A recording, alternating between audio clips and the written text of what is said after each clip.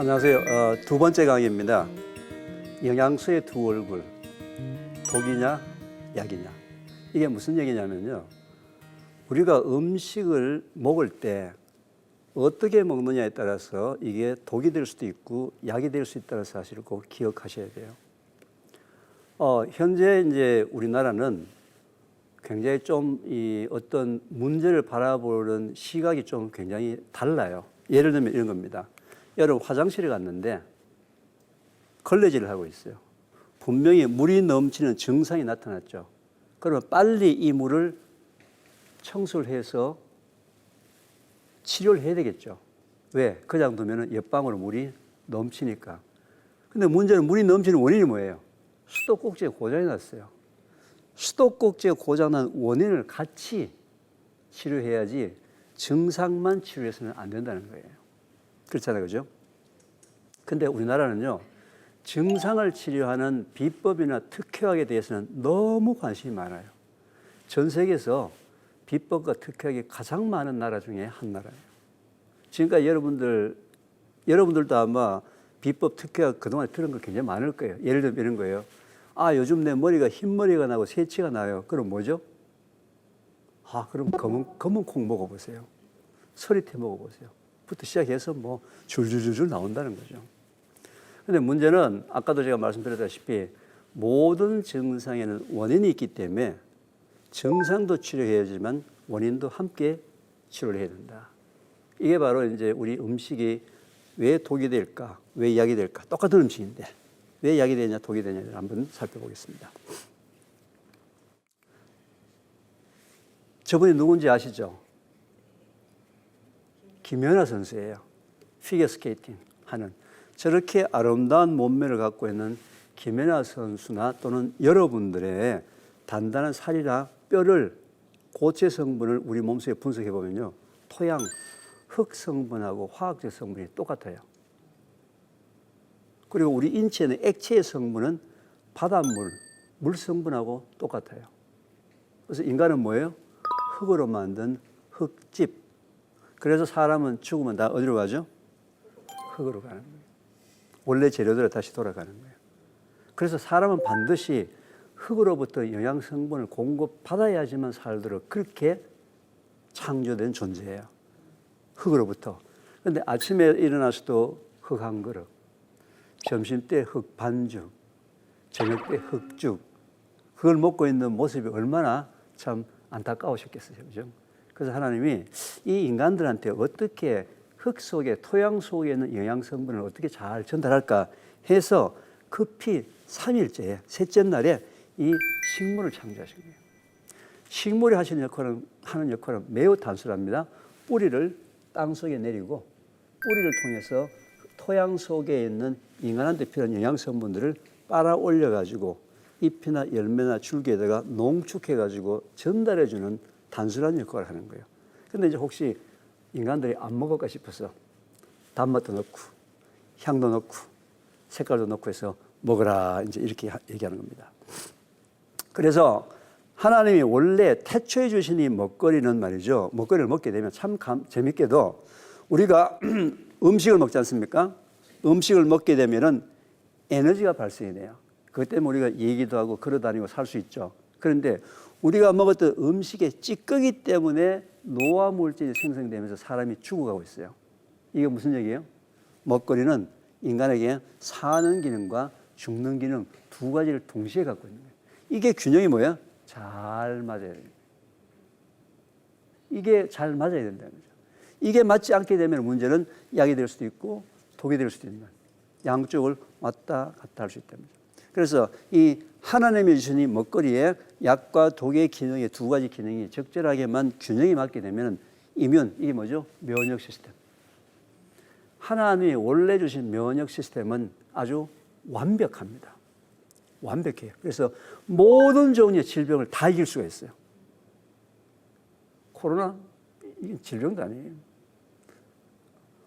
우리가 흔히 알고 있는 모든 질병은 전부 이 면역력으로 다 이길 수 있는 강력한 무기를 주셨는데 문제는 우리의 삶 속에서 저 면역력이 올라갔다 내려갔다 올라갔다 내려갔다 하는데 문제는 내려갔을 때 모든 인간의 질병이 거기서부터 시작이 된다는 겁니다. 모든 인간의 질병이 거기서 시작이 돼요. 이거 뭔가 아시죠? 사과잖아요.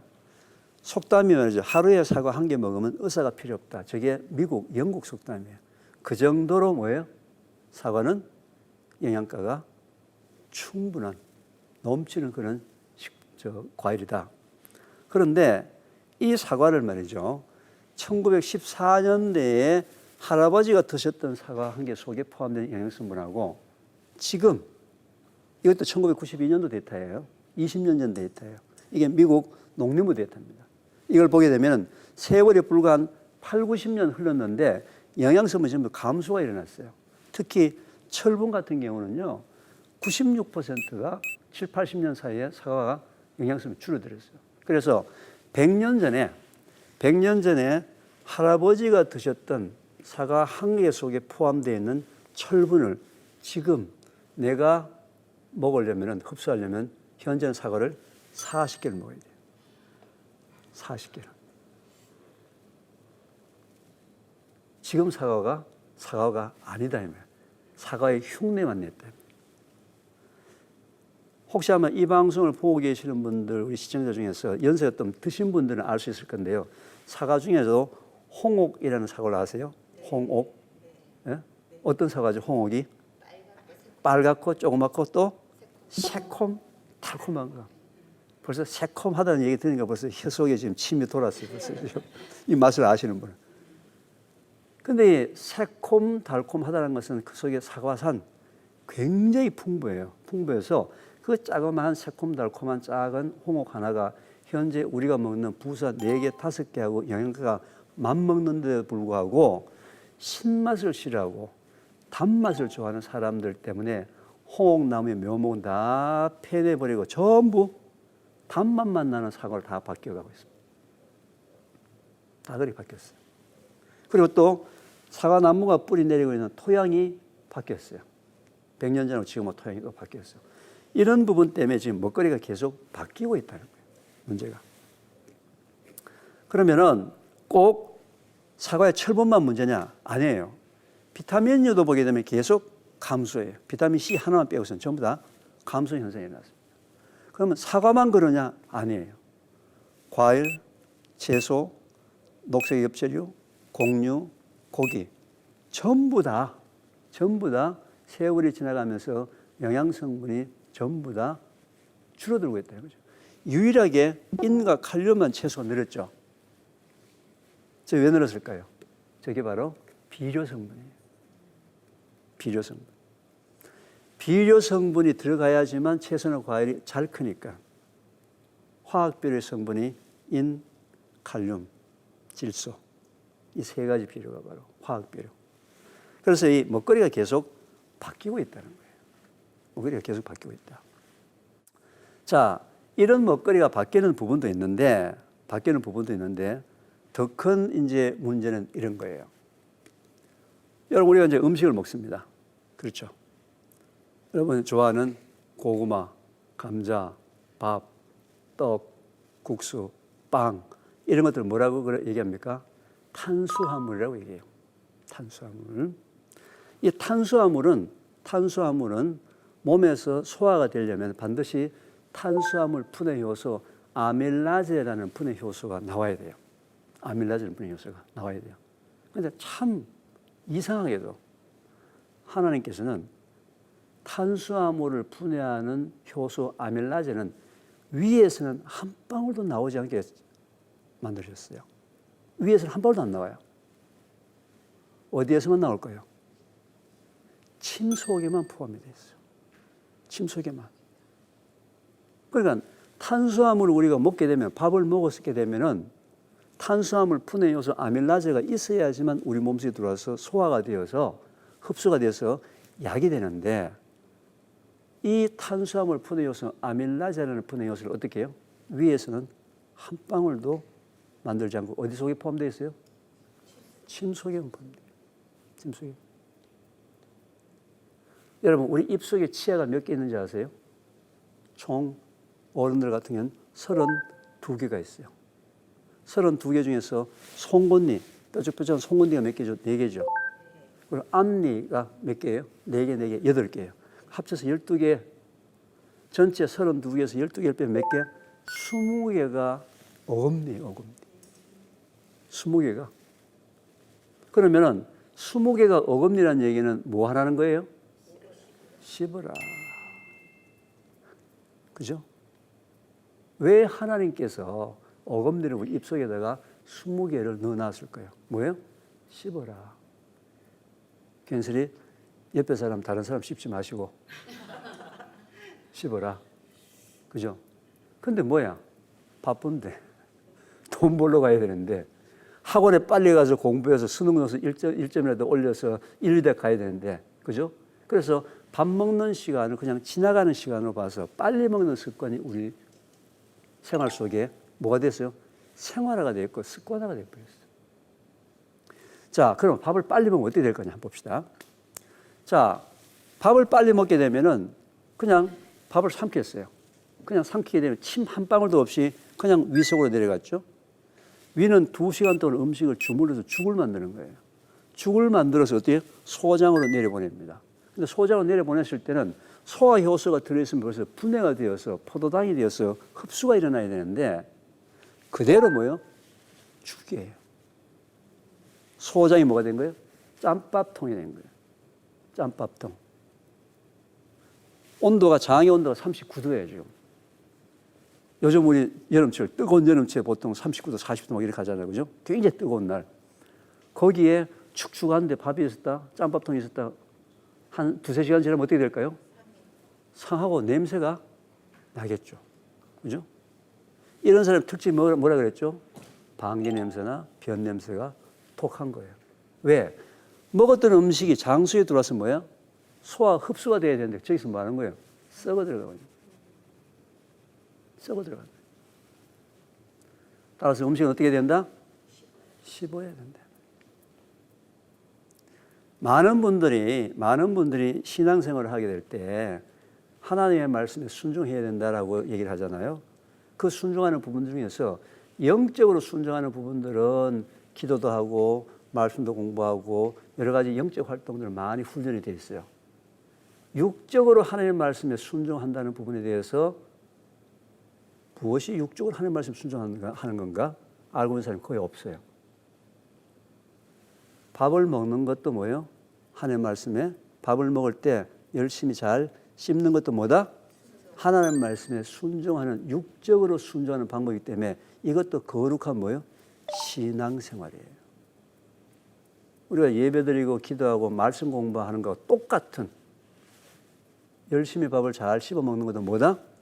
신앙생활이다. 신앙생활의 모습에 대해서 좀 이제 변화가 있어야 돼요. 지금까지 우리가 영적인 부분에 초점이 맞춰져 있어요. 하나님은 영육간의 균형 있는 강건함을 우리한테 원하셨지 영적으로 충만하면서 육적으로 비일되는 인간의 모습을 하나님께서 굉장히 안타깝게 보신다는 거죠. 따라서 이제는 열심히 씹는 것도 뭐다? 신앙생활이다. 왜? 하나님의 말씀에 순종하는 거니까. 그렇죠? 그런데 씹는 게 잘 됩니까? 안 됩니까? 안 돼요. 잘 안 돼요. 그래서 제가 이제 몇 가지 비결을 알려드릴게요. 첫 번째, 이제 보통 우리가 뭐 건강에 좋으면 현미를 먹으라 이렇게 얘기하잖아요. 자, 현미를 드시면 반드시 50번 이상 씹어야 돼요. 벌써 한숨부터 내쉰다고요. 이거 진짜 스트레스예요. 왜? 자, 제가 이제 오늘 이제 이게 좀 강하게 얘기를 해가지고 50번 씹는 게 이제 신앙생활이다 라는 부담감을 가지고 이제는 안 할 수는 없고 이제 아침에 일어나서 한번 현미밥 한 숟가락 집어넣고서 50번 씹으려고 시작을 했어요. 한 5번 씹으니까 목구멍으로만 넘어가기 시작합니다. 그걸 막 막으려고 혀를 가지고 막 막아가지고 말이죠. 이 자체가 스트레스가 되어버렸어. 그 다음에 50번이 굉장히 길어요. 혹시 이제 잊어버릴까 싶어서 손가락으로 하나, 둘, 셋, 넷 헤아리기 시작합니다. 41, 42, 43을 헤아렸는데 누가 옆에서 말을 붙였어요. 오늘 오후에 스케줄이 뭐냐? 얘기해주고 나니까 잊어버렸어. 이게 41번인지 31번인지 음식을 먹을 때마다 스트레스를 받는다는 거죠. 자, 그래서 저는 이 방법도 좀 지혜스럽게 내가 무엇을 추천하냐면은 현미밥을 하든 백미밥을 하든 밥을 할 때 거기다가 통들깨를 넣으라고 추천합니다. 통들깨. 통들깨를 씻어서 그냥 밥솥에 넣어서 그냥 밥을 같이 하시면 돼요. 적당량을 집어넣어서 통들깨를 집어넣어서 밥을 하시면은 이제 밥을 이제 부어서 이제 먹지 않습니까? 그러면 통들깨가 입안에서 터지는 소리가 타닥 타닥 타닥 타닥 굉장히 기분 좋은 소리가 들려요. 통들깨 터지는 소리가. 그 터지는 소리가 안 들릴 때 정도가 50분 씹는 거예요. 그래서 밥을 씹어서 통들깨 터지는 소리가 안 들릴 정도로만 씹어서 그냥 드시면은 또 씹으면 씹을수록 고소해지기 시작합니다. 이 들깨 때문에. 훨씬 더 고소해지면서 밥을 즐겁게 또 맛있게 먹을 수가 있다는 거죠. 근데 이것도 또 안 되겠다. 왜? 벌써 30년, 40년, 50년, 60년을 벌써 밥만 먹으면 목구멍으로 넘어가도록 내 몸이 그렇게 반응이 되어 있는데 이것도 안 되겠다. 이런 분들한테 제가 먼저 뭘 추천하느냐. 밥을 먹기 전에 먼저 자기가 좋아하는 샐러드 한 접시를 먼저 먹는 걸 추천합니다. 자기 좋아하는 샐러드. 자, 그러면 아무리 밥을 빨리 먹는 사람도 그 야들야들한 샐러드, 양상추 안 씹고 목구멍으로 넘어가요, 안 넘어가요? 안 넘어가요. 당근 안 씹고 목구멍으로 넘어가요, 안 넘어가요? 따라 샐러드 한 접시를 먹으려면 무조건 뭐예요? 씹어야 되는 거예요. 그죠? 무조건 씹어야 되는 거예요. 그 씹는 동안에 뭐예요? 많은 침이 만들어져서 위 속에 들어가 있는 거죠. 그러고 난 다음에 그 다음에 통들게 들어가 있는 밥을 한 그릇 먹게 되면은 소위 이 소화 효소에 대한 부분들은 하나님의 말씀에 순종해서 우리가 즐겨 먹는 탄수화물을 소화 효소 부분 소화를 시키기 위해서 약이 되게 하는 방법 우리가 가장 쉬운 건데 이거 현재 우리나라 국민들이 거의 대개다가 무시하고 있는 부분이에요. 그렇잖아요? 왜? 돈 벌러 가기 위해서 밥 먹는 시간이 5분밖에 없는데 3분밖에 없는데 그럼 어떻게 찬물에 막 말아가지고 그냥 막 들이키죠, 그죠? 자, 또 어떤 분들이 이렇게 이제 저한테 질문을 해요. 아니 교수님, 제가 직장 생활을 하는데 같이 식당에 밥을 먹으러 갔는데 나 혼자서 50분 씹으면은 다른 사람 다 먹고 가고 나 혼자만 거기 앉아서 먹는다. 이게 사회생활에서 뭐가 맞지 않는다. 불편하다. 자, 이럴 때는 지혜스럽게 자기가 밥을 5분밖에 먹을 시간이 없다. 또는 다른 사람하고 밥을 먹는 시간을 맞춰야 되겠다. 그럼 어떻게 해요? 밥 먹는 양을 줄여야 하는 거예요. 밥 먹는 양을 줄여서 천천히 오래 씹어 먹게 되면 어떻게 된다?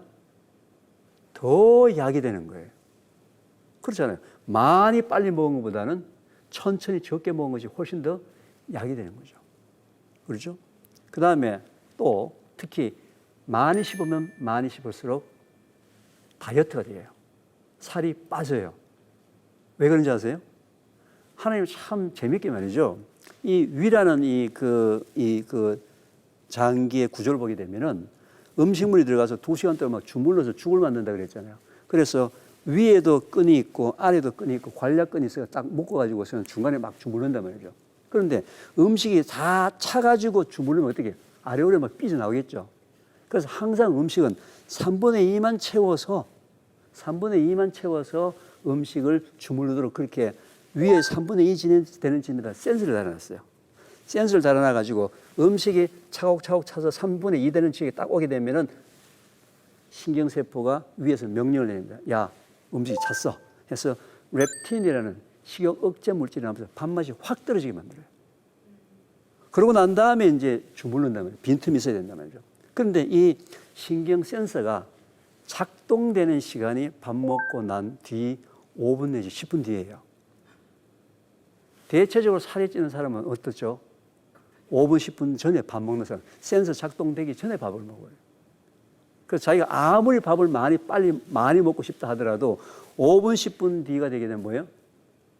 3분 2가 차가 되면은 바로 렙틴이라는 신경 호르몬이 나오면서 밥 먹지 마, 너 배불러 해서 다이어트가 된다는 말이죠. 무슨 얘기 아시겠죠? 그죠? 그래서 너무 많이 먹는 것 때문에 걱정하시는 분은 어떻게? 천천히 드시게 되면은 양이 줄어들면서 포만감을 느끼면서 훨씬 더 영양가가 있다. 따라서 약이 되느냐, 독이 되느냐는 뭐예요? 밥 먹는 시간. 그죠? 잘 안 되는 사람 중에 또 지어서 얘기했지 않습니까? 그죠? 그런데 참 재밌는 건 이런 거예요. 이제 위에서는 이제 소화효소 안 나오게 만들었잖아요. 그래서 씹으면은 침이 나오도록 치아가 32개를 하나님 주셨는데 하나님이 분명히 이 사람들이 또 안 씹을 줄 알았어. 바쁘다는 핑계로. 그렇게 만들어놨는데 안 씹을 줄 알았어. 그런데 그냥 안 씹고 그냥 내려오게 되면 위에 들어갔다가 바로 내려가게 되면 전부 다 짬밥들 죽으니까 하나님이 마지막으로 최장한테 부탁을 해요. 얘야, 혹시 얘가 급하다고 바쁘다고 안 씻고 그냥 넣은 거면 죽으니까 얘가 먹었던 탄수화물의 절반만 분해할 수 있는 소화효소를 너가 좀 내놔라 해서 마지막으로 췌장에서 아밀라제는 분해 요소가 50% 나와서 우리가 다 이렇게 멀쩡하게 다 살고 있는 거죠. 누구 덕택으로? 하나님의 은혜로. 그런데 현대인이 가장 혹사하고 있는 장기가 바로 췌장이에요. 이 췌장은 응급기관 같은데 얘가 씹게 되면은 얘가 씹어가지고 소화효소를 내게 되면 얘가 일을 안 해도 되는데 얘 할 일도 이로 다 밀어버리는 거예요. 이로 다 밀어버리는 거예요. 모든 소화효소가 마지막으로 췌장에서 응급적으로 나오도록 만들어지는 거예요. 또 얘는 말이죠. 췌장에서는 인슐린이라는 거. 우리가 단 거, 설탕 같은 거 먹었을 때 이 설탕을 잘 데리고 세포속으로 데리고 가는 이 택시 같은 거가 인슐린인데 이 단 게 말이죠. 단 음식이 이 췌장도 밤에 잠을 좀 자고 쉬어야 되는데 시도 때도 없이 들어와요. 그래서 현대인의 특징이 바로 삶 속에서 췌장을 매우 힘들게 만드는 그런 역할이다. 그래서 우리가 지금 이 모습을 보더라도 음식이 제대로 소화되어서 하나님이 주신 방법대로 먹게 되면은 그 먹었던 음식이 약이 되는데 그렇지 않으면 전부 다 뭐다? 독이 되어버린다. 독이 되어버린다. 자, 그러면은 이제 저는 개인적으로 많은 분들한테 심지어는 제가 어떤 음식을 먹는지에 대해서 굉장히 관심 많은 분도 많아요. 저는 굉장히 지극히 소박하고 소식으로 가는데 가급적이면 저는 균형식을 먹으려고 노력합니다. 가급적이면. 균형식이라는 게 뭐냐면은 일단 자연농업으로 생산된 1차 농축수산물. 아까 상업적으로 생산된 거 말고. 아까 상업적으로 생산된 것은 영양가가 계속 불어 들어간다 했죠. 가급적이면 자연적으로 생산된 그 농축수산물에서 3대 영양소에서 가급적이면 좋은 단백질. 저는 단백질 중에서도 주로 식물성 단백질을 추천합니다. 동물성 단백질 문제가 있는 것은 아닌데 다음 강의에서도 제가 식물성 단백질과 동물성 단백질 좀 차이를 설명을 드리겠는데 가급적이면 식물성 단백질 그리고 좋은 단백질에서는 가급적이면 색깔이 흰 색깔의 고기류. 그러면 대표적인 것이 생선류가 있겠죠, 그죠? 가급적이면 기름기가 너무 많은 건 말고 살코기가 좀 많은 것들. 지방은 좋은 지방, 오메가3, 들깨가 굉장히 좋습니다. 좋은 탄수화물, 정제된 것보다는 좀 전체, 통밀가루나 현미 같은 것들, 3대 영양소를 공급하시고, 그 다음에 미네랄, 비타민, 식이섬유의 공급원으로서는 채소나 과일을 추천하고요. 발효식품으로는 청국장, 김치, 해조류에서는 김, 미역, 다시마, 제철 음식에서는 각종 산야초나 이런 음식들. 그런데 채소, 과일 중에서 매우 조심해야 될 내용이 하나 있어요. 대개 이 복부 비만으로 아랫배가 볼록볼록 나오신 분들이 그 아랫배를 집어넣으려고 굉장히 운동을 많이 하시는데 그분들의 특징이 밤에 단 과일을 많이 드시는 분들이에요. 밤에 특히 밤에 단 과일을 많이 먹게 되면 100% 전부 다 아랫배로 내려갑니다. 그래서 과일은 가급적 언제? 낮에 활동을 할 때, 아침에 이렇게 먹는 것이 좋다라고 얘기를 할 수 있습니다. 그 다음에 이제 저한테 이제 육식이 좋으냐, 채식이 좋으냐는 얘기를 많이 하면서 고기를 먹으면 안 됩니까? 식물성 단백질, 콩을 먹으면 안 됩니까? 이런 부분 가지고 굉장히 논란을 굉장히 많이 하시는 분이 있어요. 자, 여기서 한번 보게 되면요. 우리가 이제 단백질이라는 것은 분해가 되게 되면은 우리 몸에 아미노산을 만들어줘요. 아미노산. 아까 탄수화물은 분해가 되게 되면 포도당을 만들어 가지고 우리 에너지원이 되게 만들고요. 단백질은 분해가 되게 되면은 아미노산을 만나서 우리 인체 조직의 모든 가장 기본적인 조직 세포의 재료가 되는 거예요. 그 아미노산인데 이 아미노산은 종류가 많아요. 필수 아미노산이 있고 비필수 아미노산이 있습니다. 필수 아미노산 지금 여기에 둘, 넷, 여섯, 여덟 개가 있죠. 비필수 아미노산이 있죠. 그죠? 이 아미노산은 종류 이렇게 있는데 필수 아미노산과 비필수 아미노산의 차이가 뭐냐면요. 이 필수 아미노산은 우리 몸에서 만들어지지가 않아요. 그래서 반드시 요 8가지는 뭘 통해서? 음식을 통해서 우리 몸속으로 반드시 공급을 해줘야지만 되는 거예요. 이 중에 이 필수 아미노산과 비필수 아미노산 한 가지만 부족하더라도 우리 인체는 문제가 생기는 거예요. 그런데 참 재밌게도 동물성 단백질, 고기류는 필수 아미노산과 비필수 아미노산이 다 들어있어요. 그래서 완전 단백질이라고 얘기를 합니다. 그런데 우리가 흔히 알고 있는 콩 있죠. 콩이 실제로 단백질이 많은 거라고 하는데 이 식물성 단백질은 비완전 단백질, 즉 아미노산이 한두 개 빠져 있어요. 예를 들면 콩은 리신이라는 단백질이 풍부한데 메치온이라는 단백질이 없어요. 콩이 한 가지가 부족한 거예요. 쌀은 거꾸로 리신이 부족하고 뭐예요? 메치온이 풍부한 거예요. 서로 한두 가지씩 이렇게 빠져 있으니까 콩만 먹어서는 고기하고는 비교가 안 된다. 이게 이제 동물성 단백질을 얘기하는 사람들의 주장이잖아요. 그죠? 자, 그럴 경우에는 지금 보다시피 콩하고 쌀하고 섞어가지고 콩밥을 먹으면은 필수 아미노산이 다 있죠.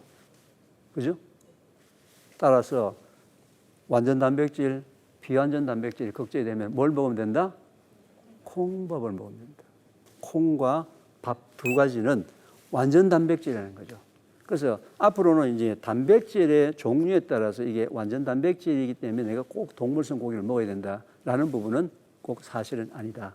얼마든지 콩 단백질을 가지고 부족한 부분을 쌀로, 잡곡으로 채워줘 가지고 얼마든지 그 필수 아미노산을 공급하는 완전 단백질을 만들 수 있다. 이해가 되세요? 네. 콩밥 열심히 드시기 바랍니다. 맛있는 콩밥. 또 잡곡류를 좀 섞어서. 자, 그렇게 되면은 우리가 영양소 중에서 뭐예요? 먹었던 음식이 약이 될 수도 있고 독이 될 수 있는 부분에 대해서 여러분들 이제 이해하셨죠, 그죠? 그래서 제 강의는 이걸로 마치고 또 그동안에 여러 가지 그 질문 주신 부분에 대해서 질문에 대한 대답을 좀 드리도록 하겠습니다. 40대 남성입니다. 저는 평소에도 땀을 많이 흘리는데 특히 더운 여름에는 몸이 더 빨리 지치는 것 같아요. 삼계탕 같은 여름 보양식도 많이 챙겨 먹긴 하는데 그렇다고 기력이 회복되는 것 같진 않더군요. 더운 여름 기력 보충에 좋은 음식은 뭐가 있을까요?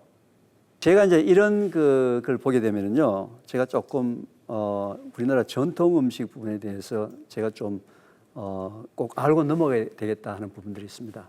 뭐냐면요, 우리나라 보통 이 여름철이나 뭐나 보양 음식이라는 음식의 특징이 뭐냐면 지방과 단백질이 많은 거예요. 주로 지방과 단백질이 많은 거예요. 그죠? 주로 여름철에 여러분들 장어 먹는다 하게 되면 아버님이나 할아버지나 아주 중요하신 분들은 꼭 꼬리를 먹어야 돼요. 왜요? 꼬리 속에 지방이 제일 많거든요.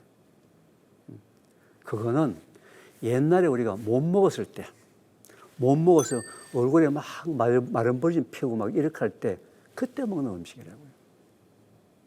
지금은 대한민국은 뭐예요? 오히려 영양 과잉이에요.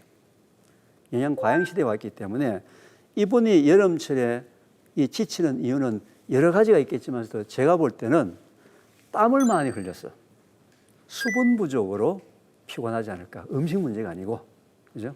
음식 문제가 아니고 오히려 땀을 너무 많이 흘리기 때문에 적절한 수분을 계속 공급해주고 대신 수분을 공급해주는데 땀을 흘리게 되면 소금기가 빠져나가기 때문에 반드시 소금을 같이 먹어야 돼요. 우리가 보통 이제 이 소금 하게 되면은 짠 것도 문제지만 싱거운 것도 문제예요. 항상 적절한 양의 소금 꼭 있어야 된다. 그래서 저는 이분은 기력 보충하는 음식에 대한 문제는 그냥 일반적으로 드시는 거, 자기가 좋아하는 음식을 드시고 오히려 그 물 쪽 부분에 대해서 조금 더 신경을 쓰셔가지고 그냥 하시는 게 더 좋지 않을까 그렇게 생각을 합니다. 두 번째 질문. 80 넘으신 저희 할머니께서는 요즘 소화가 잘 안 되신다며 일반 식사 대신에 간편 대용식을 많이 드십니다. 제품 광고를 보면 균형 잡힌 영양을 공급해 준다고 하는데 정말 식사 대신 드셔도 영양학적으로는 무리가 없을까요? 첫째, 상업용 제품에 대해서는 영양학적으로 무리는 없어요. 그런데 제가 보기에는 80이 넘으신 할머니께서 소화가 잘 안 된다는 것도 지극히 자연스러운 현상이에요. 왜? 나이가 들면 들수록 음식 먹는 양이 뭐예요? 작아져야 되는 거예요. 왜? 우리 몸에서 나이가 들면 들수록 소화 분비액이 작게 나오기 때문에 음식 먹는 양을 나이가 들면 들수록 어떻게 계속 줄여야만 합니다. 그런데 80이 넘으셨는데도 불구하고 굉장히 음식을 많이 드시면서 소화가 안 된다라는 얘기는 뭐예요? 소화 분비액이 나오는 것보다도 더 많은 양의 음식을 드셨다는 거죠. 왜? 80 넘으신 할머니 같으신 분들은요, 과거에 배고픔의 굶주림 때문에 많이 먹어야지만, 배가 불러야지만 건강하다는 그런 인상을 갖고 계시는데, 연세가 드시면서 먹는 양을 조금 줄이게 되면 오히려 소화에 문제가 없는 경우가 많습니다. 그래서 양적인 부분들을 한번 체크를 해보시는 게 더 좋을 것 같고요. 두 번째, 상업용으로 드시는 간편 대용식들은 의외로 영양가가 너무 많아요. 그리고 너무 농축이에요. 그래서 저는 연세가 드신 분은 이런 농축된 것을 과량 장기간 드시는 것은 제가 추천하지 않습니다. 만약 이런 걸 꼭 굳이 드셔야 되겠다 한다면 어떻게 해요? 소량을 가지고 한 일주일 정도 드셔보시는 거죠. 조금씩 드셔보시고 양을 줄여서 드시는 것을 추천하지, 저런 음식들 영양가가 굉장히 농축된 것을 과량으로 먹게 되면 오히려 더 부작용이 더 심해져서 소화가 안 되어서 더 문제가 생길 수 있기 때문에 저는 소량을 가지고 한번 테스트 해보시고 드시는 음식도 양을 한번 줄여서 한번 시도해 보시고 대신 더 많이 씹으셔서 한번 시도해 보시는 게 좋겠다라고 생각을 합니다. 학교나 회사에서는 영양사가 짜주는 식단으로 식사를 하는데요. 가정식은 영양소까지 고려하면서 만들기 쉽지 않잖아요. 가정에서 균형 잡힌 식사를 하려면 어떤 부분을 고려하면 좋을까요? 자, 이제 학교나 회사에서는 이제 그 전용사, 이제 그 영양사가 컴퓨터 프로그램을 통해서 하루 또는 일주일 동안 먹는 식단의 종류에 따라서 영양가라든지 칼로리 계산을 대충 하긴 해요. 대충 하긴 하는데 문제는 가정에서 심지어 그렇게 하는 주부가 없죠, 그죠? 그렇게 해가지고 어떻게 집안에서 음식을 하겠어요? 그거 따졌다가는 건 뭐 집안에서 식구들이 다 들고 일어나고 난리가 날 텐데, 그죠? 일단 맛있어야지 뭘 영양가 따지고 칼로리 따지고. 근데 이제 가정에서는 실제로 균형 있는 그 식단을 짜기가 어렵습니다. 왜냐하면 지식적인 부분을 몰라서 그런 경우도 있고, 이럴 때 가장 쉬운 방법이 뭘까요? 가장 주부들이 가장 쉽게 하는 방법이 뭘까요? 인터넷 뒤지는 것조차도 벌써 그게 힘들죠. 그죠? 주부들이 그냥 무감각적으로 그냥 무의식적으로 가장 쉽게 할 수 있는 방법이 뭐냐면요. 가급적이면은 반찬의 가지 숫자를 늘리는 거예요. 작게. 한두 가지를 많게 하는 것이 아니라 소량, 작게 해서 두 가지보다는 세 가지, 세 가지보다는 네 가지. 작게, 양을 작게 해서 반찬의 가지 숫자를 늘리면 늘릴수록 조금이라도 더 영양학적으로 균형 있게 들어올 수 있는 확률이 높아지겠죠. 그죠? 그런데 아까 제가 이제 슬라이드에서 보여드렸다시피 지금 현재 생산되는 1차 농축 수산물 자체에서 영양학적 균형이 많이 깨진 게 이게 어긋난 것들이 많이 이제 우리가 구입할 수밖에 없는 그런 상황이기 때문에 저는 굉장히 이제 이 영양학적으로 만약에 내가 주부가 집안에서 요리를 하게 될 때 너무 부족한 것 같다. 너무 어떤 방법이 없을까 해서 음식 종류 가지고 만약에 그렇다 그러면은 단기간 3개월 또는 6개월 동안에 저는 종합 비타민을 추천도 해요. 종합 비타민을. 왜냐하면 각 가정마다 좋아하는 음식의 편중되어서 다른 음식을 못 먹을 수가 있거든요. 예, 그런 경우에 염려가 될 때는 3개월 내지 6개월 끊어가지고 종합 비타민 같은 경우도 추천을 합니다. 제 오늘 2강 영양소의 두 얼굴 독과 약에 대한 제 강의는 이것으로 마치도록 하겠습니다. 감사합니다.